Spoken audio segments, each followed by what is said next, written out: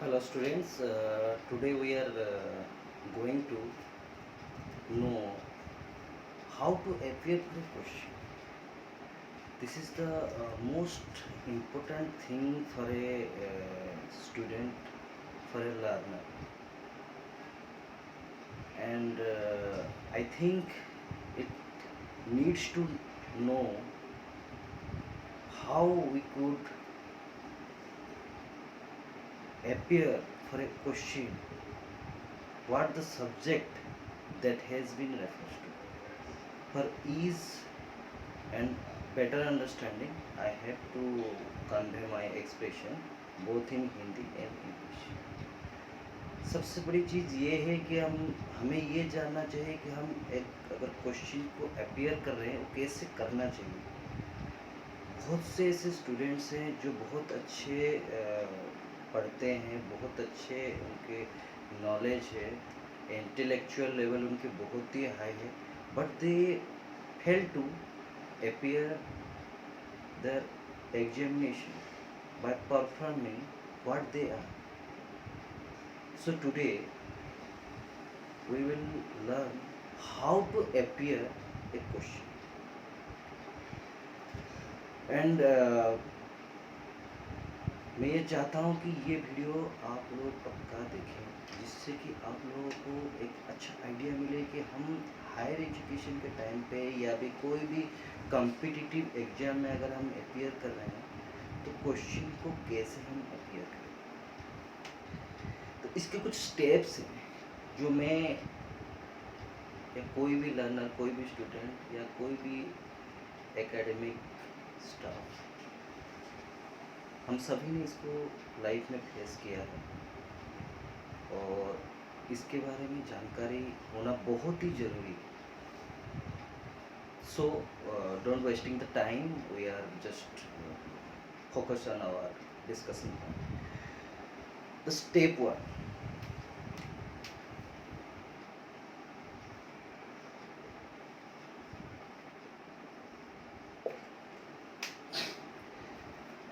as far as the step 1 concerned, always try to read the question silently or aloud.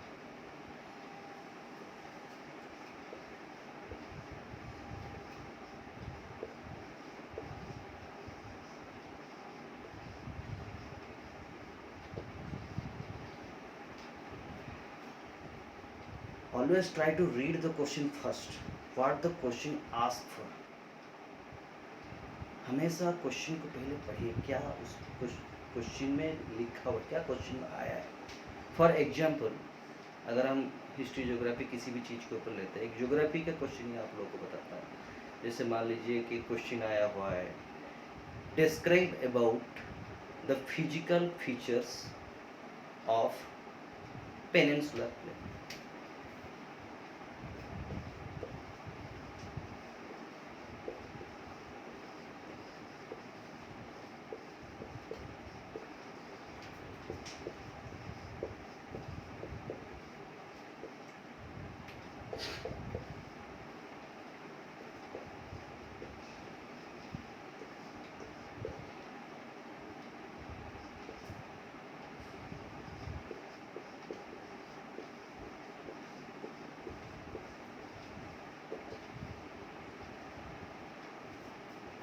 इस question को आराम से तसल्ली से आप पहले पढ़िए, क्या क्वेश्चन है। Describe about the physical features of narwhal bells.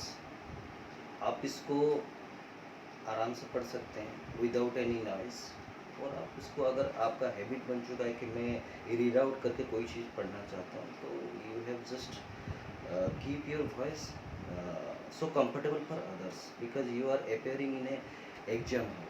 So don't try to disturb the others. दूसरों को भी डिस्टर्ब नहीं होना चाहिए, मगर आपको भी वो क्वेश्चन पढ़ना है। First follow the step, read the entire question.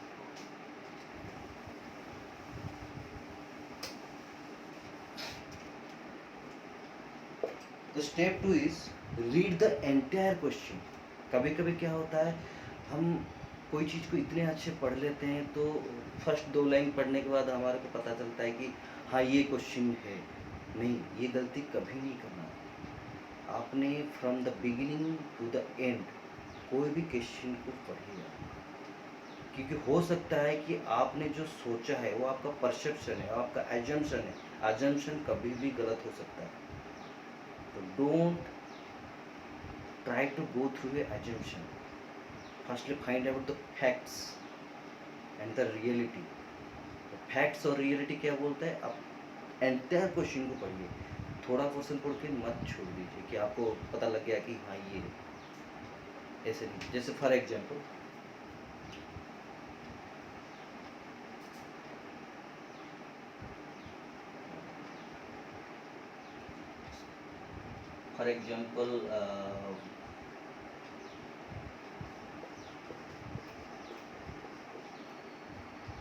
draw a India map and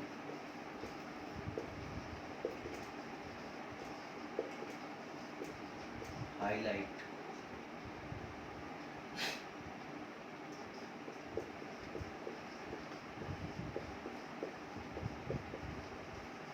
a river system of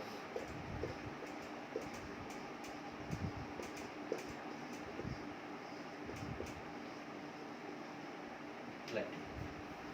अगर इस क्वेश्चन को हम देखें कि draw India map and highlight the river system, मान लो हमने इतना पढ़ के ही छोड़ दिया, हमारे को पता लगा कि ठीक है इंडिया मैप बनाना है और उसके अंदर रिवर सिस्टम को दिखाना है, और हमने इंडिया मैप बना लिया और रिवर सिस्टम भी उसी के अंदर दिखा दिया। बट उसी मैप के अंदर, रिवर सिस्टम के अंदर हमने गंगा, जमुना, ब्रह्मपुत्र और उधर इंदस के जो ट्रिब्यूटरीज हैं और डिस्ट्रीब्यूटरीज हैं उनको भी शो किया, और आपके पेनिनसुलर प्लेटो का भी जो है उसको भी शो किया। तो इट्स अ रॉन्ग आंसर, क्योंकि हमने ये सोच लिया कि draw India map and highlight the river system, बस हमारे को दिमाग में ये बैठा है कि जितने रिवर्स हैं इंडिया के अंदर सब इसके अंदर डाल देते। No, try to read the entire question. इसके अंदर ये बोला हुआ है कि Deccan plateau, Deccan plateau, it means Deccan plateau के अंदर जितने रिवर सिस्टम है उनको हमने दिखाना है मैप के अंदर, ना कि इंडिया के अंदर जितने हैं उनको हमने दिखाना। जो इवैल्यूएशन करने वाला है वो एज पर द क्वेश्चन जाएगा, आपके एजम्पशंस के ऊपर नहीं जाएगा। तो don't try to make your own assumptions, read the entire question, पूरा क्वेश्चन पढ़िए from beginning to end. This is the second step.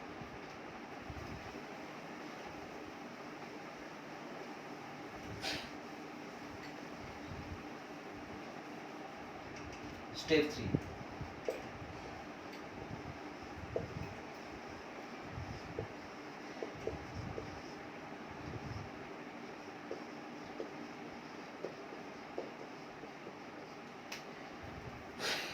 try to recognize or identify what the question asked for। Question क्या चाह रहा है, question क्या मांग रहा है, क्वेश्चन की डिमांड क्या है। आपने क्वेश्चन को एंटायरली पढ़ लिया, क्वेश्चन को पूरा पढ़ लिया, उसके बाद ये सोचिए कि क्वेश्चन का आंसर क्या होना है। जैसे मैंने अभी प्रीवियसली आपको बताया था कि highlight the river system of Deccan plateau in India map, तो सिर्फ डेक्कन प्लेटो के अंदर ही जितने ही रिवर सिस्टम है हमने उन्हीं को ही दिखाना, हमने एंटायर इंडिया के अंदर जितना है वो नहीं दिखाना। तो यहाँ भी वही चीज़ आता है कि don't make your own assumptions. क्या क्वेश्चन चाहता है, क्या क्वेश्चन ने मांगा है, उसके बारे में सोचिए, और उसके बाद उसके आंसर के ऊपर आप प्रोसेस कीजिए।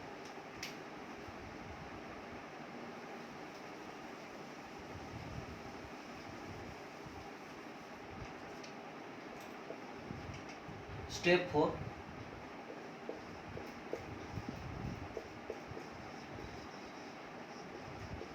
Total marks. आपको क्वेश्चन पेपर मिल जाता है, आप क्वेश्चन पेपर में हम लोग इतने अपने को बिजी शेड्यूल कर लेते हैं कि हम ध्यान देना भूल जाते हैं कि क्वेश्चन जो अपियर हम कर रहे हैं कितने मार्क्स का है। कभी कभी कोई क्वेश्चन बहुत कम मार्क्स के होते हैं, मान लो 2 marks और 5 marks, but we have described it, or the entire answer is elaborated in a very precise way. नहीं, डोंट वेस्ट आप का क्वेश्चन जो आप अपियर कर रहे हैं उस क्वेश्चन के टोटल मार्क्स के ऊपर हमेशा एक नॉलेज, एक लुक हमेशा दें, हमेशा एक रिव्यू लें कि ये क्वेश्चन जो आपको दिया हुआ है उस क्वेश्चन के ऊपर टोटल मार्क्स कितने हैं, क्योंकि उसी के ऊपर ही आपने लिखना है। क्वेश्चन 2 लाइन के आंसर होता है, मगर हम उसमें 500 वर्ड्स के इंटरप्रेट कर लेते हैं। गलत नहीं करना है इसे। It create some negative essence for evaluator. Evaluation जो कर रहा है उसको बस टू द पॉइंट चाहिए। अगर क्वेश्चन में आया हुआ है who was the father of,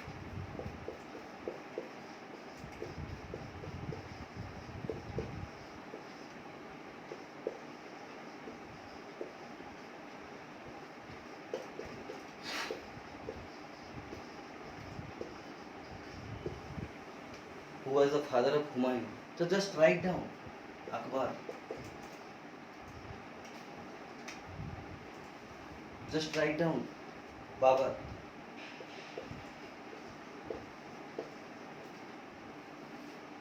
and in a single sentence, because the marks allotted to the question is only two marks, 2 marks ही चाहिए।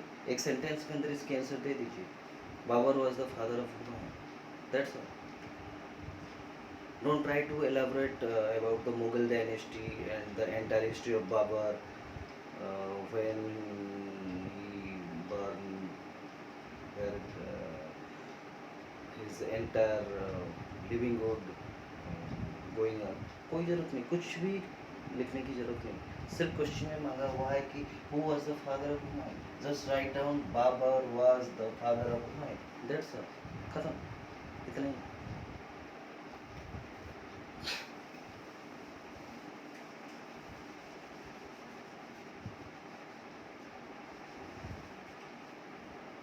देन स्टेप 5, इसके अंदर क्या होता है? Step 5 is regarded how to interpret your answer. आपने जो आपका answer interpret करना है, जो लिखना है, उसको कैसे पैटर्न में लिखना है। सबसे पहले ये देखिए कि ये ऑब्जेक्टिव है कि सब्जेक्टिव।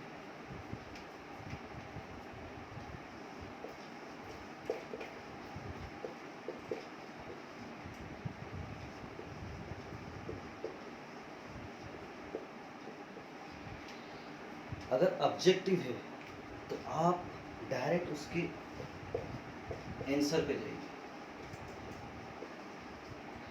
अगर सब्जेक्टिव है तो आपके लिए इसके लिए काफ़ी कुछ पैटर्न्स हैं। पहले इंट्रोडक्शन पे जाइए,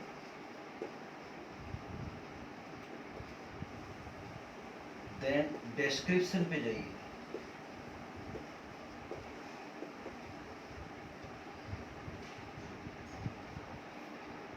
देन कंपोजिशन पे जाइए, और लास्ट कंक्लूजन पे जाइए।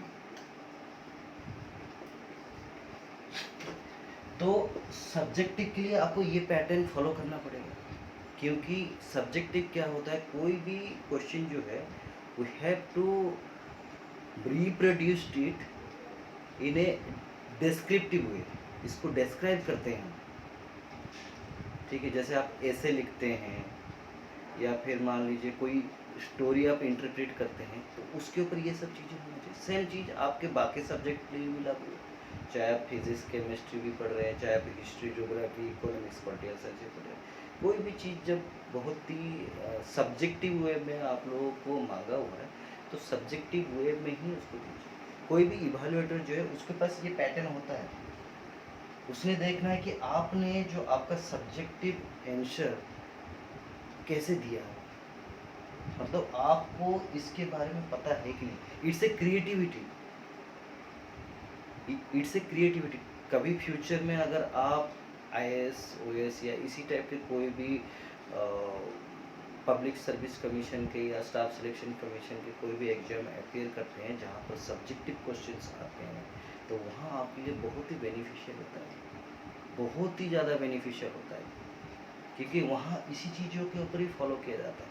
तो अगर आप इस चीज़ को आज की डेट में आपके हैबिट्स के अंदर डालेंगे कि I have to write down my answer by using these skills, introduction, description, composition and conclusion. हाँ, इसी के अंदर और एक चीज़ है, जब ये डिस्क्रिप्शन और कंक्लूजन आप देते हैं या कंपोजिशन देते हैं, आप डिस्क्रिप्शन और कंपोजिशन देते हैं, कुछ सब्जेक्ट ऐसे होते हैं जिनके ऊपर आप पिक्टोग्राफिकल या इमेज जो होता है वो अगर आप प्रोड्यूस करते हैं तो बहुत ही अच्छा इम्पैक्ट पड़ता है, खास करके जैसे ज्योग्राफी, हिस्ट्री में भी, इकोनॉमिक्स में भी। आप सोचेंगे कि हिस्ट्री और इकोनॉमिक्स में कैसे हम कोई राजा महाराजा के इमेज, ना ना, ऐसी कोई इशू नहीं। आप इसको फ्लो चार्ट से दिखा सकते हैं। मान लीजिए आपने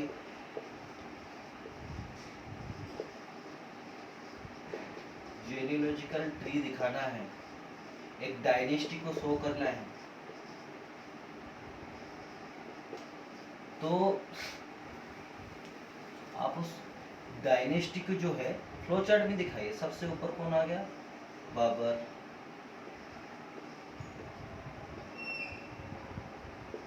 फिर हुमायूं, फिर अकबर, फिर जहांगीर, ऐसे ऐसे जो सीक्वेंस है आप इसको फ्लो चार्ट से दिखाइए, कोई अच्छा एक इमेज बनता है जो भी दिखा रहा है। और ज्योग्राफी जो क्वेश्चन है उसमें हमेशा कोशिश आपने ये करना है कि हमने इमेज इंटरप्रेट करना है। आपको मैप के बारे में बहुत अच्छा नॉलेज होना चाहिए, चाहे इंडिया मैप हो चाहे वर्ल्ड मैप हो। इससे क्या है, जो इवेल्युएटर है उसको एक बहुत ही अच्छा व्यू मिलता है कि ये क्वेश्चन जो आपने अपियर किया है, इस बंदे की क्रिएटिविटी है, उस क्रिएटिविटी के ऊपर आपका इवेल्यूशन बहुत ही अच्छा है।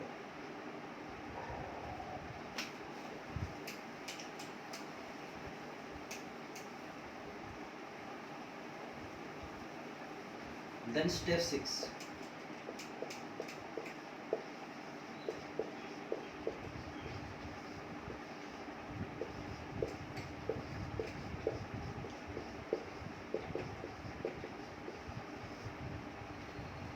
No cutting and overwriting. कोई भी चीज़ आप, कोई भी क्वेश्चन आप अपेयर कर रहे हैं एग्जाम में, हमेशा ये सोचिए कि मैं जो मेरे सोच में आ रहा है, मेरे परसेप्शन में आ रहा है, मेरे कॉन्शियस माइंड में आ रहा है, मैं उसको एक ही फ्लो में लिखूँ। अगर डिस्टर्ब हो रहे हैं तो थोड़ी देर के लिए समय ले लीजिए, मगर जो आप लिख रहे हैं उनको कट्स मत कीजिए, उनको ओवर राइटिंग मत कीजिए। तो इससे क्या होता है, एक प्रकार की जो आपकी नरेशन है, डिस्क्रिप्शन है, बहुत ही ख़राब दिखता है। फर्ज कीजिए आपका, आप अपना शरीर ही लीजिए, आपका शरीर नॉर्मल है, अभी सब कुछ ठीक है। अभी मैं अपने जैसे मान लो कि मुंह पे पट्टी बांध दूंगा या आंख पे पट्टी बांध दूंगा, तो कैसे दिखूंगा? कैसे? बहुत ही ख़राब दिखूंगा, क्योंकि एक अच्छा अपीयरेंस है मेरा, मगर उसमें मेरा आंख में पट्टी लगा हुआ है, मुंह में पट्टी लगा हुआ है। तो be always try to be clean. जो आप अपना इंटरप्रिटेशन ला रहे हैं, जो आप जो अपियर कर रहे हैं क्वेश्चन के ऊपर, उसके ऊपर क्लैरिटी, क्लीननेस, लिजिबिलिटी, ये हमेशा लाइए कि आप जो लिख रहे हैं वो दिखना चाहिए, कटिंग्स ना हो, ओवर राइटिंग्स ना हो। तो ये एक गलत इंप्रेशन डालता है इवेल्युएटर। तो हमेशा इस चीज़ को इग्नोर कीजिए। एक बार हैबिट में आपके आ जाएगा तो ऑटोमेटिक ये सब चीज़ें दूर हो जाएगी, because these are the basics for how to appear for a question.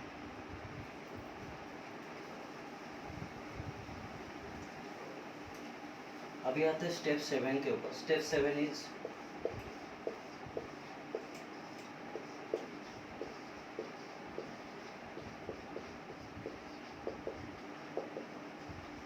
Good hand writing.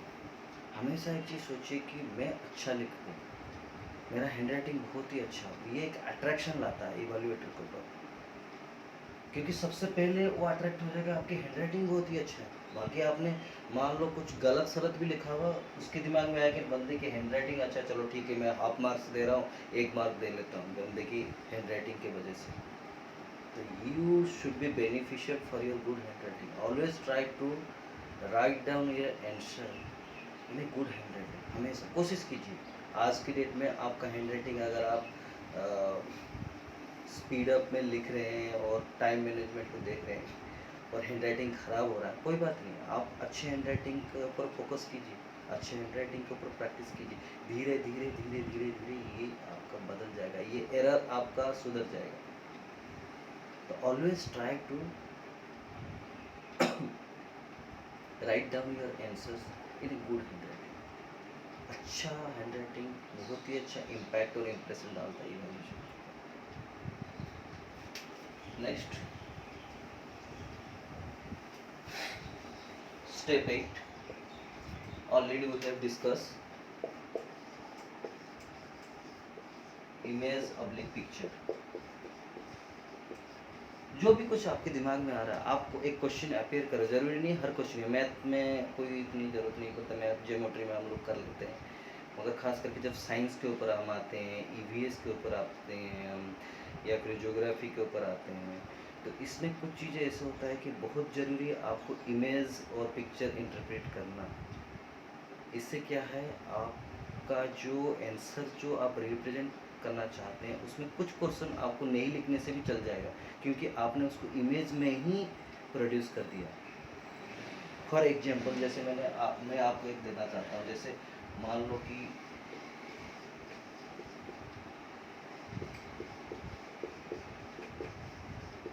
जैसे मान लीजिए कि ये बायोस्फीयर है। अब मैंने एक इसके ऊपर सर्कल डाल दिया और ये एक सर्कल डाल दिया और ये एक सर्कल डाल दिया। अभी पहले मैंने इसमें क्या कर दिया, आपका बायोस्फीयर हो गया। इसमें मान लीजिए आप नॉर्मली आप लिख लीजिए इसमें एनिमल्स,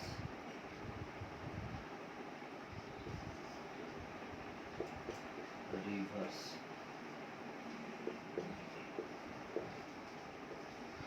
ह्यूमन,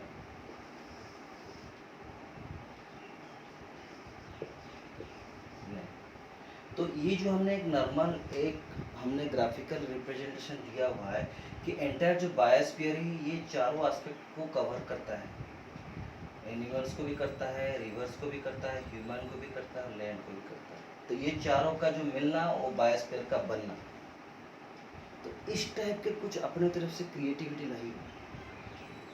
और हमेशा जो बुक के अंदर हम जाते हैं तो बुकिश नॉलेज जो है वो तो ठीक है, बुकिश नॉलेज के अंदर रहना बहुत ज़रूरी है, मगर आउट ऑफ बुकिश नॉलेज क्या है, ये आपकी क्रिएटिविटी है, हम और अपने तरफ से क्या अच्छा कर सकते हैं। तो इस टाइप के बहुत सी चीज़ें, तो हमेशा कुछ ऐसे सब्जेक्ट्स होते हैं जिनके ऊपर क्या है, ये डिमांड ऑफ पैटर्न है कि आप उस चीज़ को इमेज और पिक्चर के द्वारा दर्शाइए।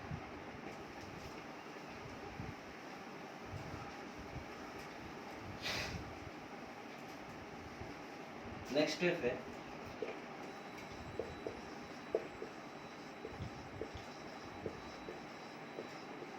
Alignment and sequence.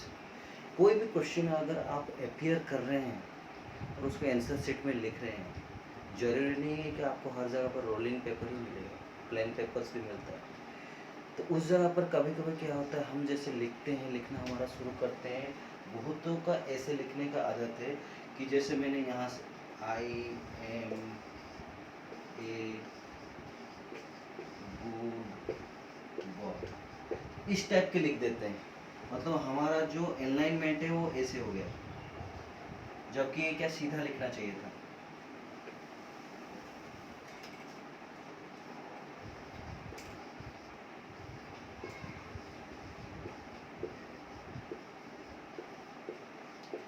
तो दोनों में फर्क देखिए, एक पूरे सीधी लाइन के ऊपर है और एक हमने थोड़ा सा उसको कर्व डिप्रेशन में हमने शो किया। तो हमेशा जब भी चीज़ आप जो भी लिख रहे हैं, जो भी चीज़ आप आंसर में दे रहे हैं, तो उसको क्या है, आप अलाइनमेंट पे लिखिए और सीक्वेंस लिखिए। सीक्वेंस आप लोगों को मैंने बता दिया, जैसे सब्जेक्टिव में हम आते हैं तो सबसे पहले आपका इंट्रोडक्शन रहेगा, फिर डिस्क्रिप्शन रहेगा, फिर कंपोजिशन रहेगा, फिर कंक्लूजन रहेगा। ये नहीं कि आप पहले इंट्रोडक्शन में आ गए फिर आप डायरेक्ट कंक्लूजन में आ जाए और बाद में आपका डिस्क्रिप्शन ला रहे हो। Just follow the sequence of how you represent your answer as per the asking question। ये इस चीज को फॉलो कीजिए आप। This is the step 9 and the last and very important as far as my concern, the last and very important step of appearing a question is step number 10।